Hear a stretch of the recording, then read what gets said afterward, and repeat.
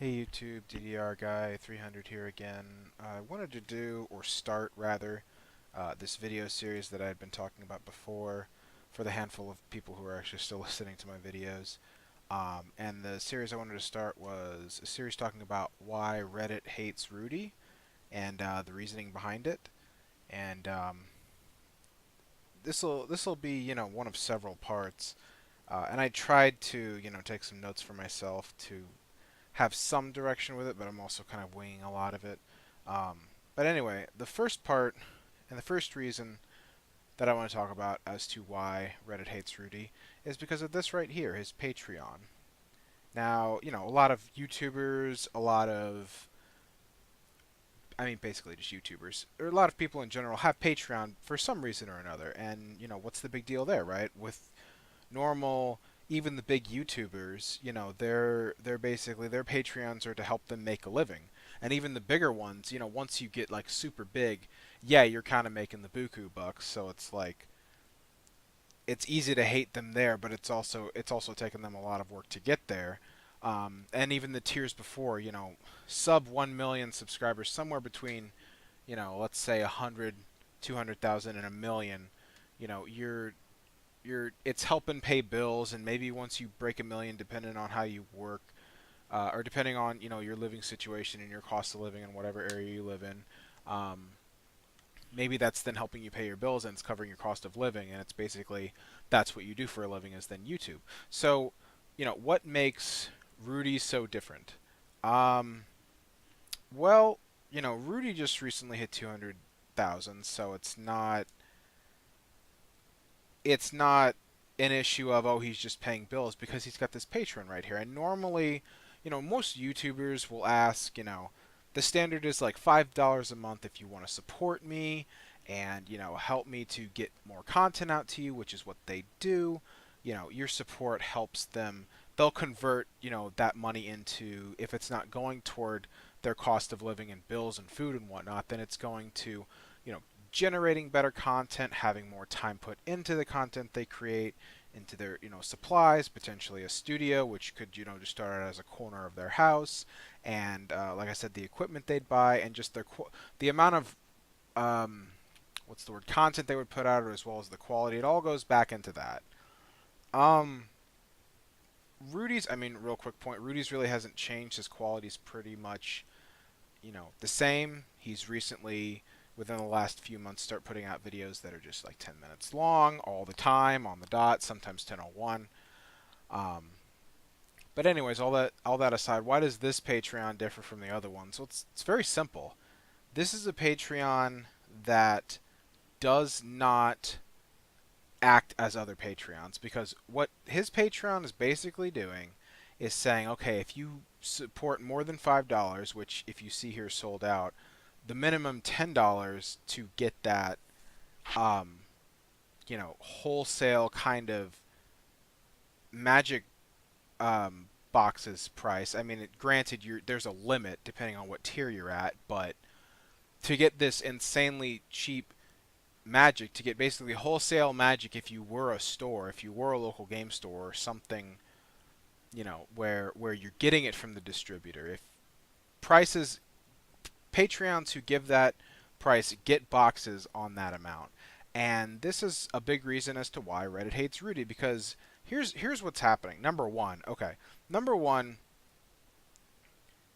it doesn't, if you're just giving $10 a month, $15 a month, $20 a month to some random guy who's acting as an LGS, basically. Really, he's acting like a vendor, but he is an LGS.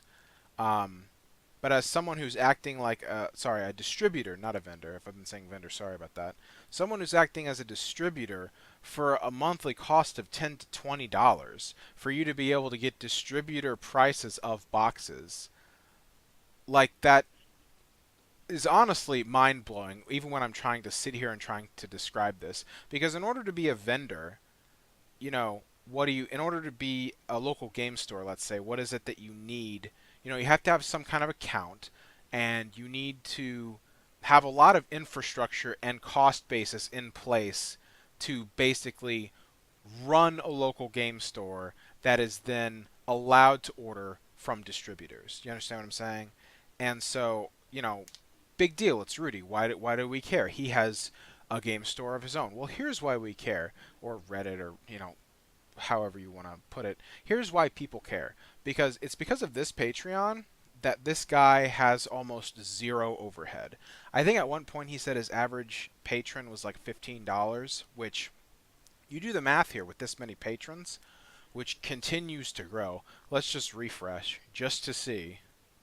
Okay, it's still 3,380. But the point is, it's been growing. The last time I checked this, it was like around 3,000, so it's gone up. But because of this number right here, if you take the average patron that I think he said he's had at some point in one of his videos was like average of $15 patron a month. You do that math, that's over 50 grand that he brings in a month. I'm not sure what patrons, fee structure is, or Patreon's fee structure is, but it doesn't matter. Once he clears that fee structure, let's say it's 10 grand. I don't even know. Let's look it up right here. Patreon fees. Pledge over. Wow. So I'm gonna guess it's like PayPal rates of what you can get. So let's just be generous. Let's say what he's raking in. Let's say he has to give 10% off the top, which he probably does not. But let's say 10%. So he's raking in 45 grand a month in Patreon, and this just makes his overhead cost. So the overhead of what a regular person who would open an LGS, you've got rent, you've got employees, you've got, I mean, that's basically it. The standard overhead of a store in general is all of that. So in order to make a profit on that store, you have to sell obviously more product than you take in, and you would hope that you have to do that on top of the rent and what you pay your employees. So you have to pay even, you can't sit around and flip $80 boxes for 120, 110 unless you do a good amount of them, because your profit is not then that $10 and $20. Or $30 and $40. It's no longer your profit because you still have rent and your cost of overhead. But here's the thing with Rudy. Rudy's overhead is so minimal compared to your normal game store, because all of the product that he's taking in, he even talks about it in one of his recent videos, which, I mean, everyone already kind of knew already. He's not making money flipping any of this product.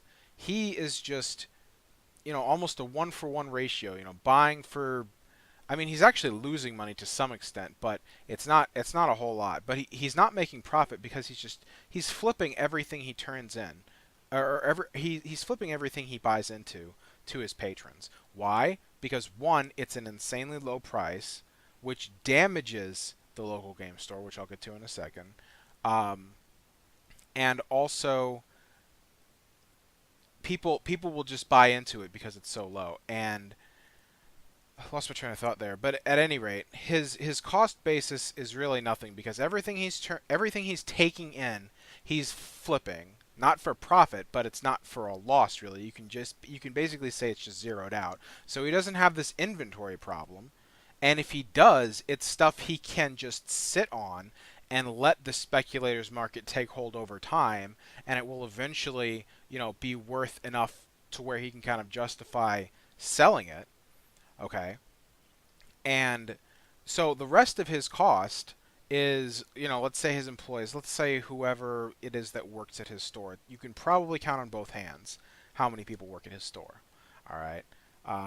And then take on whatever rent it would cost him to run the store, which is not a lot. It's not a very big store. So the cost of his rent and the cost of his overhead is so low that that's a big part of why Reddit dislikes him, because he's running a local game store without actually running a local game. It's not the standard game store, because this is where he's raking in the money, just to the patrons and his YouTube revenue, and that is not the way the standard game store ends up taking in their profits.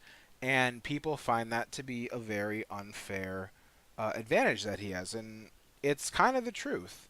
Um, when you think about it, he's really promoting the downfall of the local game store because he may, glass half full, he may have seen the writing on the wall, where which might have just been retail outlets in general kind of starting to fail in this day and age, and that everything's going to online and blah blah blah blah blah.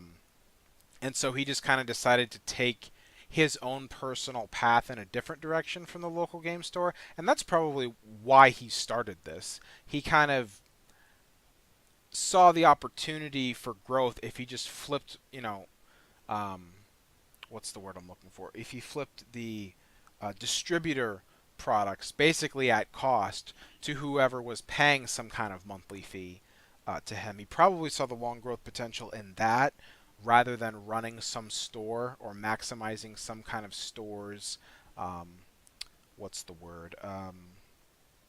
Efficiency, for maximum growth. He probably saw more growth in this. So, glass half full,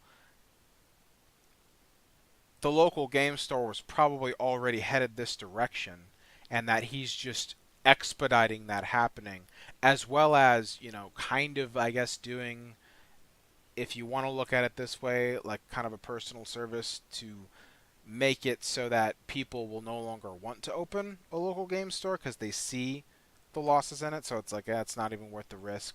But it's still the fact that the negatives outweigh the positives of doing this kind of system that he does, because you can basically, if you're a patron, you can basically act as, you can try to become a vendor just kind of on his boxes, or you can just be, a regular everyday person and, listen to all of the things he has to say about, speculating and growing boxes. One example he gave was a patron who said to him, he's bought like 2 boxes of every set that has come out from him, and that they've just grown in value. Yeah, that's real damn easy to do when you're not a store and you don't have to flip something for profit. And that's the other reason that people really hate him. Hopefully I'll time mark this so you can maybe come here via just the quick link. But this is the other big reason that Reddit hates Rudy, because of his patron.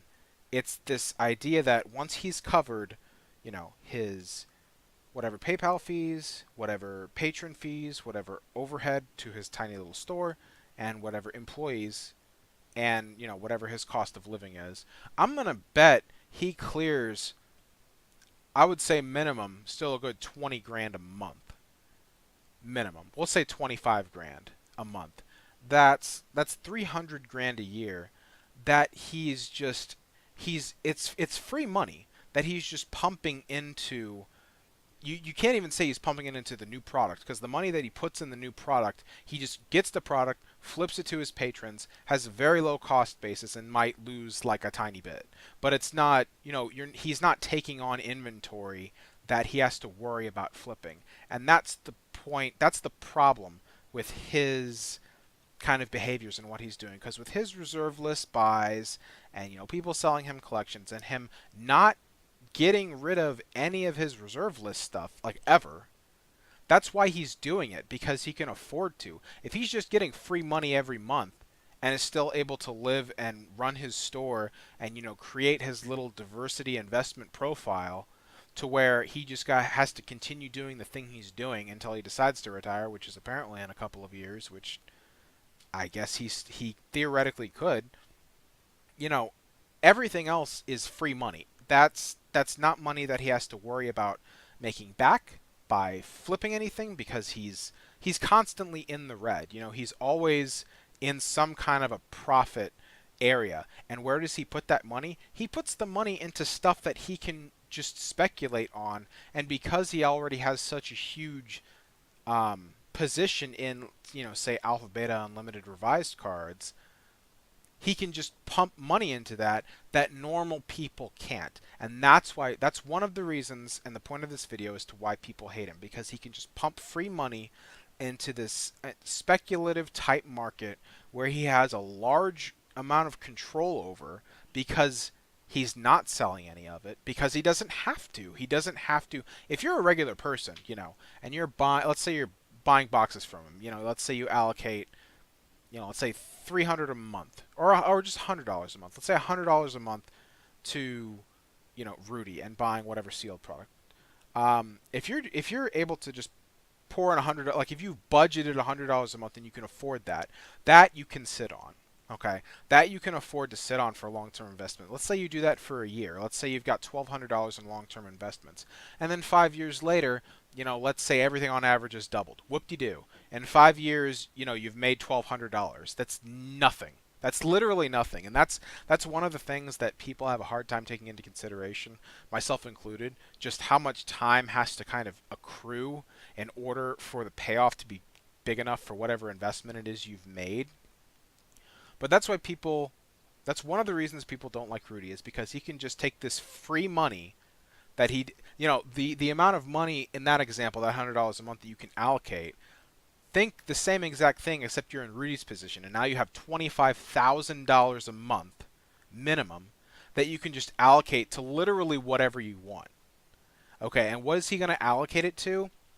You bet your ass he's going to allocate it to whatever sellers come and inquire what he would buy their collection for. That has some reserve lists, some not, and he doesn't exactly lowball them. I'm gonna imagine here he won't lowball the. Well, I mean, I'll get that into another video segment. That's another reason why people hate Rudy. But that's where he allocates his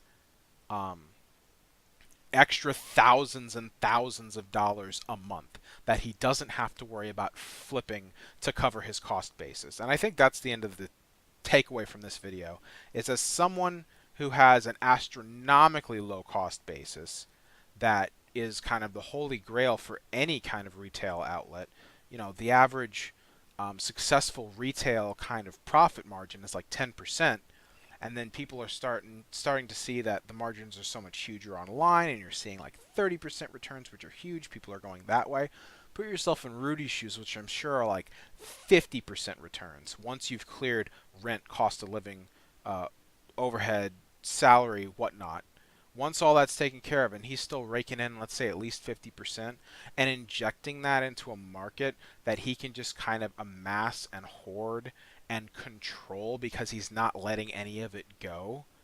To his credit, it's smart of him, but the other side of that is kind of, is it worth the damage you're kind of creating to everyone else around you? And it's hard to say yes or no, or it's hard to say yes in general, and that's why people hate him, because I'll just cut the video off here, I guess, because I've rambled too much about it. But in conclusion, the main takeaway from this part of the series is that Reddit hates Rudy because of the thousands of dollars that he's able to put into basically whatever he wants. At the end of every month, buying reserve lists, letting people, letting people let him make offers on their collections, and him amassing more, reserve list, amassing more of a position in his reserve list cards, and him just being able to do that every month, not having to succumb. That's why people hate him. It's because he has made himself be in a position to where he's outside of the constraints as standard everyday local game stores, in terms of them having to make X amount of profit to basically stay open and to break even.